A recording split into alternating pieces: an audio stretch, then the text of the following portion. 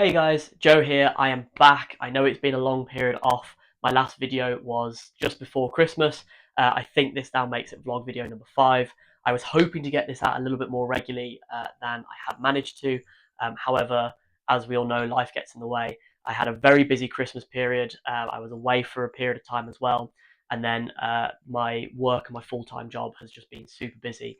Now, not only does that mean I've not had time to actually do the recording, I've not really had any time until the last couple of days to start looking into what is required for the level 3 and what I'm going to be doing over the next kind of couple of weeks and months. And I wanted more of that information before I released this next video. So here we are. As I have sort of maybe said in previous videos, I wanted to keep this, I wanted to keep all the bad in there as well as the good. So, obviously the fact that I've not had as much time to look at the course before it starts has been a little bit of stress, trying to find that time and putting a little bit more of a shift in the evenings to get that done has been a bit more of a stress. Uh, but that is, the reality of doing these things. I'm trying to juggle a full-time job. I've got a dog, I have a partner, I have family members and friends that I want to see regularly as well. So, you know, uh, my time, everyone has a limited amount of time, and that time is being pulled in a lot of directions. So that was always going to be the case. But being open and honest, that was probably the only stress that I've had recently. Ultimately, I'm super, super excited to get started on this journey, which has already begun. Right? I said I passed my readiness test before Christmas. I had all of that build up, and I'm now coming into the level 3 to really get my teeth into the course. So, what does the course actually entail? Now, the way that they've split the course up, if they split it into 4 main modules, and the modules contain um, uh, elements of face-to-face sessions as well as remote sessions. So in total, there are 4 remote sessions marking the start of each of a new module, and then between the 4 modules, there are 9 face-to-face sessions. Now, modules 1, 2, and 3 are spaced about a month apart each, whereas between 3 and 4 is about 2 months. And that's just because there's more to cover between modules 3 and 4 than between any of the other modules. There is also some pre-course work that needed to be done as well, and I'll get onto that in a second because that's what I've been working through at the moment. I then, towards the end of the course, need to do 2 elective subjects. They make you pick out of three options for that, and I will cover that in a future video more. Um, but I already have an idea about which ones I'm going to pick. And then the final part of it is then my summative assessment, which is when I do my final submission of all my coursework and my videos, and then hopefully I get a passing grade at the end of it. Now, the way that this is then graded throughout is primarily based on the coursework that is submitted throughout each module, and they have different weightings throughout the modules. I don't know what the weightings are off the top of my head, but it's roughly the same structure. So for each module, we have to do what's known as a knowledge check, and that is essentially just a small, I think, multiple choice quiz to check our understanding of the taught sessions, the face-to-face taught sessions after each module. So, for example, I've got my remote session this Friday. I will have my 3 face-to-face sessions next week, and then I can access and do the the knowledge check for those taught parts of the module.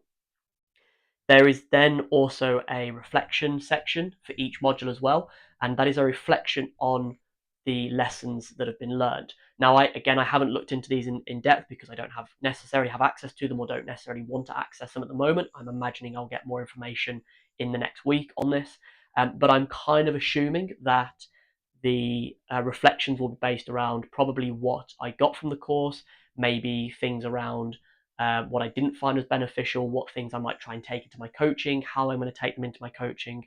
I'm just trying to think about what maybe will come from those reflections and what sort of things I might need to put down in those.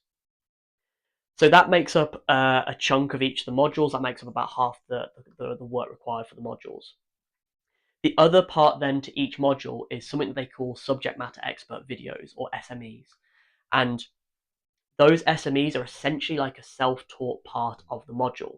Now, each SME that is for each module, so in each module there's 2 or 3 SME um, subjects that need to be covered, and they're things like psychology, strength and conditioning, teaching females in tennis, teaching doubles, and they are taught by a subject matter expert.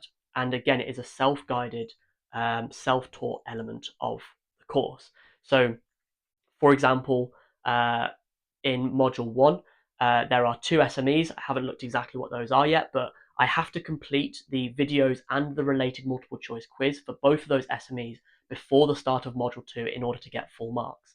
Now, any of the coursework that is available, I can submit at a later date. It is available for me to submit whenever, but I just get penalized for submitting it late. So I'm going to really try and keep on track with all of my coursework, making sure I'm spreading it out over the time that I have between the modules in order to make sure I'm not just cramming all at the end and just getting through a load of coursework at the end, but also as well to make sure that I'm staying ahead of what I need to be delivering, and giving myself the best chance to achieve full marks.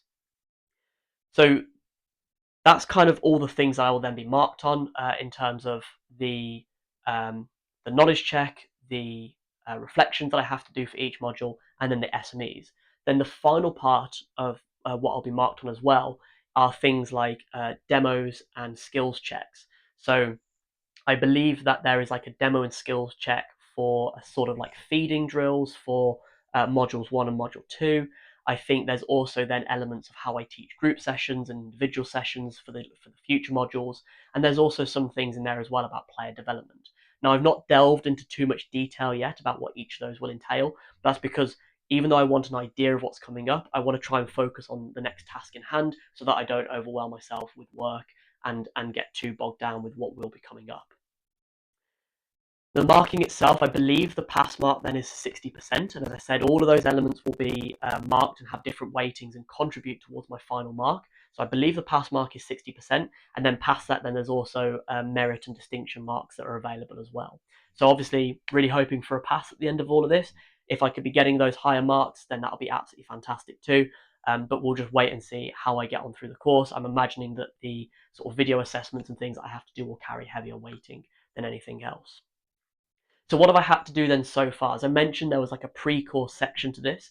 There was a load of sort of reading and resources that I've gone through. There was a big welcome pack, which contained a load of resources around things like what the actual course entails. So as I've just explained to you, kind of the module system, the coursework that's involved, a kind of a summary of the sessions that I need to do. There's information, a bit more of a breakdown about what each face-to-face session will entail as well, which I've had a bit of a look at, but I'm not going to go into too much detail in this video. There's also information around things like the tactical and technical framework, how to structure tennis lessons, an example of an individual lesson. So the kind of resources that have been provided so far are amazing, are really, really good.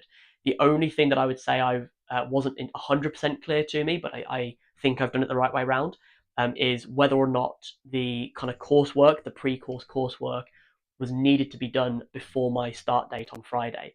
I believe that it was, having read what was on all of the forms and all the documents, but that wasn't 100% clear. So I had a little bit of a battle as to whether or not I should or shouldn't be doing that, and I thought better play it safe than sorry, and I've just gone ahead and I've done that work.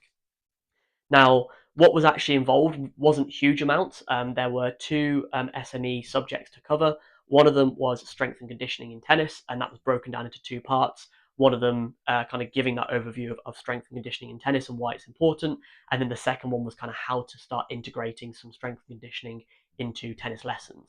So that was really interesting. Both those videos were about 15 to 20 minutes long. And at the end of those videos, there are multiple choice questions that I needed to answer to then get my mark to show that I'd done the learning of those. And then the third one was a video on psychology. So that was around sort of developing mental skills and using mental tools, and again, how those can be integrated kind of at a basic level into sessions. So I've now done all of that initial coursework. I've read through all of the resources. I've even had a bit of a glance through the slide pack that will be coming up for the session this Friday as well. So I feel like I'm now very prepared. I felt like I wasn't so prepared at the weekend, and now I'm feeling pretty prepared as to what's going to be happening. I've got my notebook ready. I've got my folder ready so that I can sort of print resources out, and I can keep that with me as reference, not only for the course itself, but also when I'm out coaching as well. The final thing that I just wanted to touch on as well is the level of support that I've had for this already. Now, from my previous videos, you'll know that this has been a big kind of goal of mine for quite a long time. I've you know used to tennis coach a little bit more I used to tennis coach a bit when I was a junior, and kind of into my late teens and early 20s. I did a little bit of tennis coaching, and then I really moved away from sort of tennis as a whole. I just played a little bit more recreationally, but it's always kind of been there in the background. And then in the last few years, I've picked up coaching again, and I've discovered, I've always really enjoyed coaching, but kind of coming back to something like that is something I've really found my joy for doing this. So this level 3 is going to give me that ability to take this on as more of a either a something that I do more hours in the week but still do part time, or even a full time role, and really open up those opportunities to do something that I want to do that gets me away from being sat at the desk job day in day out. So the support that I've had for this, as I said, has been absolutely incredible from both friends and family, but also from my club as well. The head coach at my club has been um, very forthcoming with letting me know that if I need any support with anything, if I need more sessions, specific sessions, if I need to be coaching juniors more or adults more or beginners or advanced players more, if I need to do tracking, whatever it is, he has already told me that he is happy to try and support me in any way that he can and give me those sessions as needed. So that is obviously a massive help for me as well. Being in an environment like that where I have that level of support and those options already will hopefully make that element of it so much easier.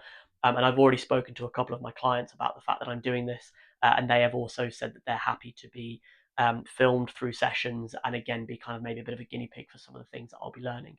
And again, that makes my life so much easier. I'm not having to go out and find people to do those things. I already have a number of people that are willing to help. So that's kind of where I'm at the moment. As I said, I know it has been a long time, but my plan, hopefully going forward, is to release roughly once a week. Next week we'll see how it goes. I've got a very busy week next week with the course, and also then trying to juggle that with work. I'm having to take days of annual leave in order to do the course, so we'll see how that goes for me. It might be that my reflection video on next week comes the week after.